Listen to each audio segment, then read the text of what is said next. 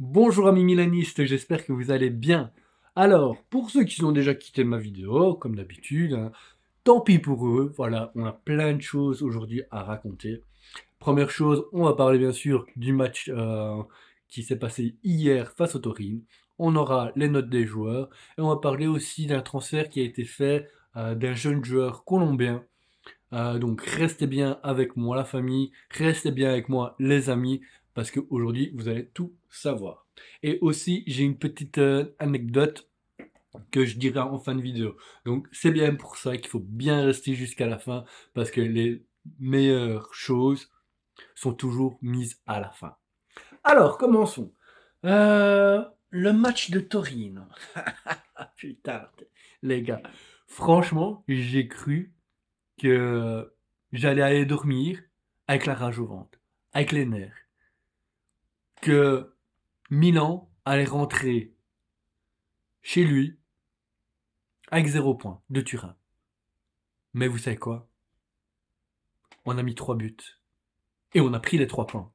Ce qui nous permet de quoi? D'être premier du classement, avec 31 points, en même titre égalité avec Naples. Juste en dessous, on a l'Inter qui a 30 points, suivi des autres, hein. Mais bon, voilà. Ici, les 20 premières minutes. Les 20 premières minutes, franchement, Torin nous a mis 2 claques.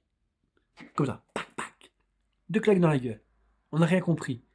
Le Milan était mou. Le Milan était lent. Des lenteurs de passe, des mauvais choix de passe. Que ça soit Nkunku, que ça soit la faute de Tomori, faute de mec qui nous a coûté le penalty.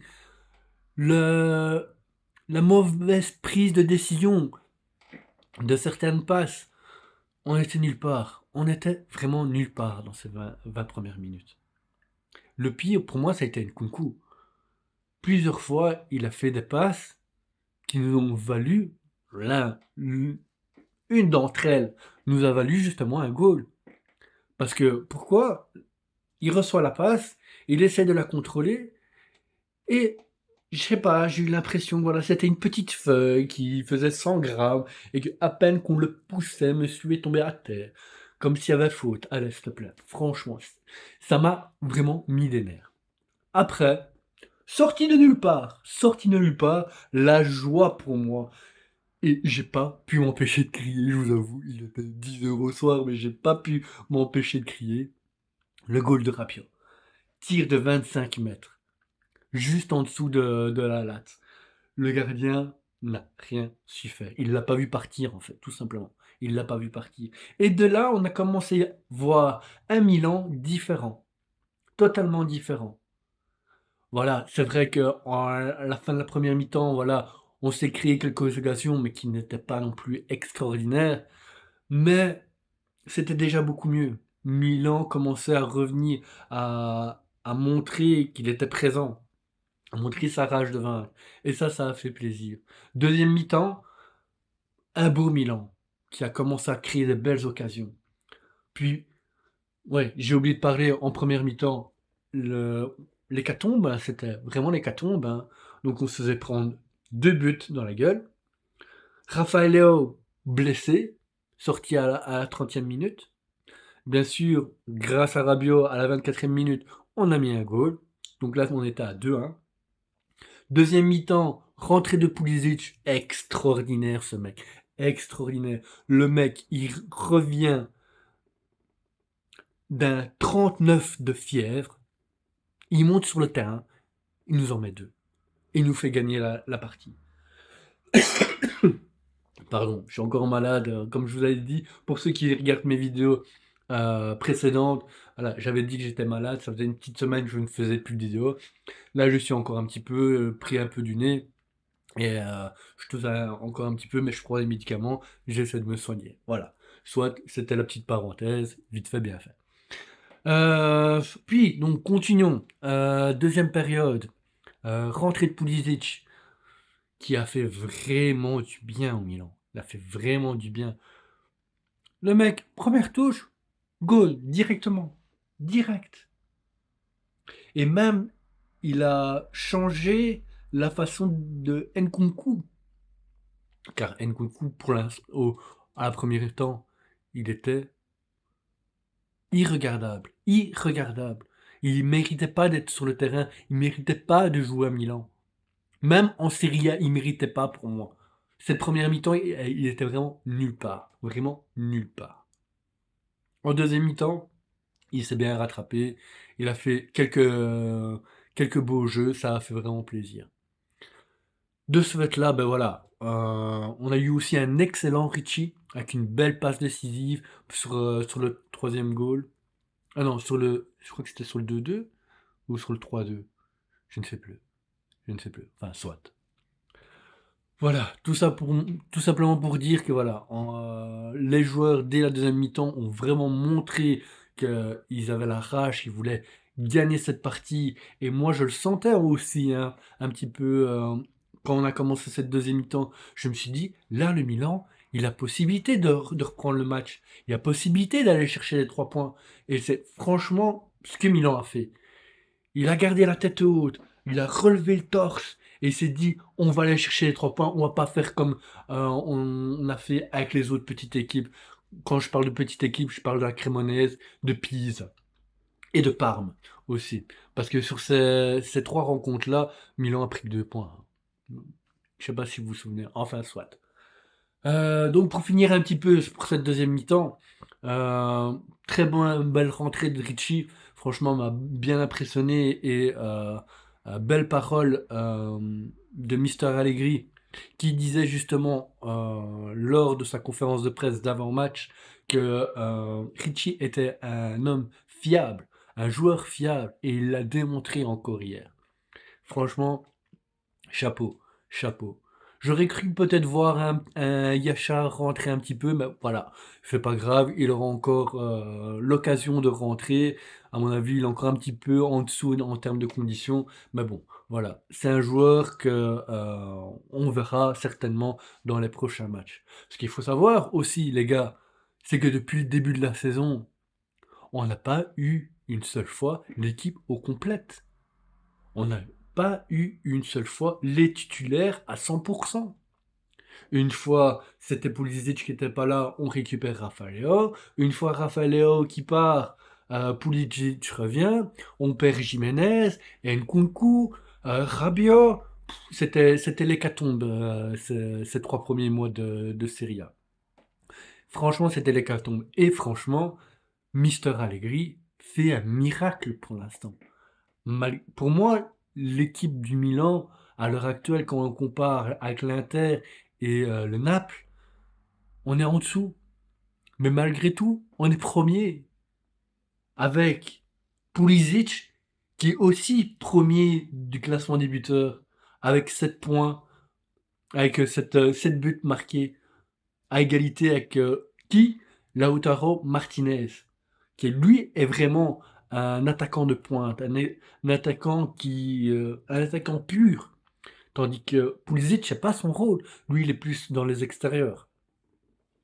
Mais bon, voilà. En gros, voilà, je m'attarde un petit peu sur tout ça parce que voilà, je voulais vraiment vous partager un petit peu mon ressenti par rapport à ce match-là. Ça m'a fait du bien. Ça faisait aussi longtemps que j'avais plus fait ce genre de vidéo. Voilà. Oui. Alors, je sais pas si vous avez entendu ici récemment par rapport au transfert. Donc, on a transféré un jeune joueur colombien année 2000, 2005. Donc, il a 20 ans. Joueur colombien qui jouait à Medellín, latéral. C'est pas vraiment un défenseur, je crois qu'il sera plus dans la même position que Stalemakers. Euh, Vraiment un joueur de prospective. Un joueur pour le futur. Vraiment pour le futur. Alors maintenant, là, les choses sont encore officieuses. Mais dès le mois de janvier, à mon avis, il sera officiel. Maintenant, est-ce qu'il va venir directement avec l'équipe première ou est-ce que il va aller dans les jeunes ou est-ce qu'il va aller avec Milan Futur? Ça, je sais pas encore. On n'a pas encore vraiment de d'on dit. par rapport à ce joueur-là. Mais en tout cas, un joueur de prospective, et ça, c'est une bonne chose. Milan fait un bel investissement, surtout que voilà, il a coûté que 3 millions, hein. C'est pas non plus extrêmement extrême, quoi, je vais dire, pour un joueur de, de son âge. Maintenant, voilà, il y a aussi une petite réflexion que je me disais, pourquoi Milan ne va pas chercher justement les joueurs dans le championnat italien, des joueurs italiens? Ben parce qu'en fait, un joueur étranger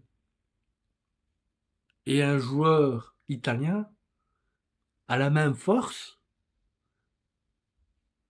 en termes de prix, sont le double, voire le triple.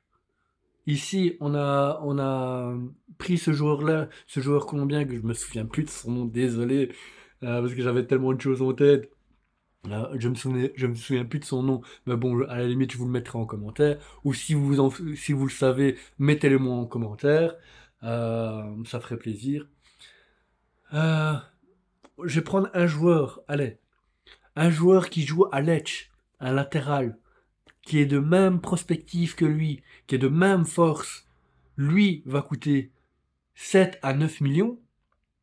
Lui, le joueur colombien qu'on va chercher à Medellin, en coûte 3. C'est ça aussi le problème. C'est ça que Milan et même la Squadra Azzurra, même l'équipe italienne, la nationale, a du mal à faire évoluer ses propres joueurs, ses propres jeunes. Et ça, ça risque d'être un problème. Voilà, c'était juste vite une petite parenthèse par rapport à ça.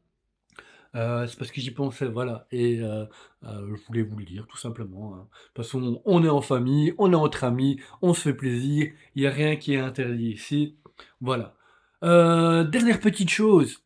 Alors, je ne sais pas si vous vous souvenez, mais dans mes précédentes vidéos, j'avais parlé que Milan, normalement, devait aller jouer son match face à Como à Perth. Donc Perth qui est en Australie.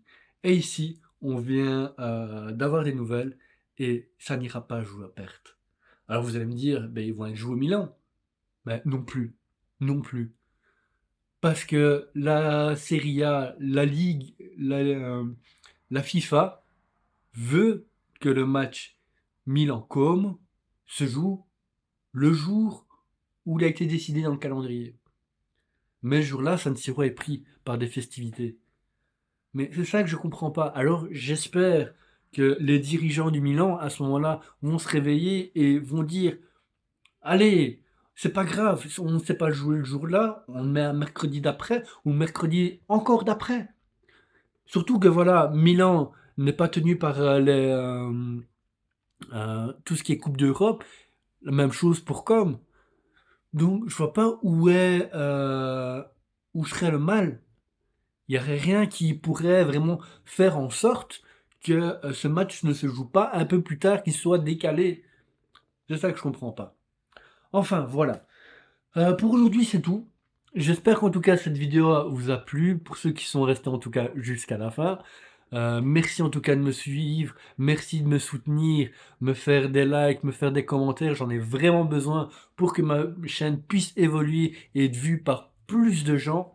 C'est vraiment très très important. Surtout que voilà, ça ne vous coûte rien du tout. Un like, un commentaire, ça vous prend maximum 5 secondes. 5 secondes. Et surtout, n'oubliez pas de vous abonner à ma chaîne, parce que c'est ça le plus important. Sans ça, vous n'aurez pas de notification de ma chaîne pour les nouvelles vidéos qui sortiront très prochainement.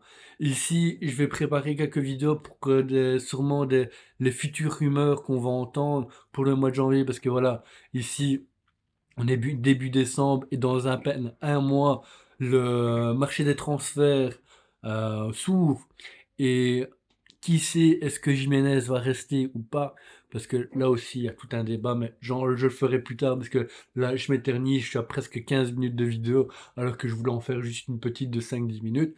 Voilà, enfin c'est pas grave, tout va bien, on est en famille comme d'habitude, on est entre amis.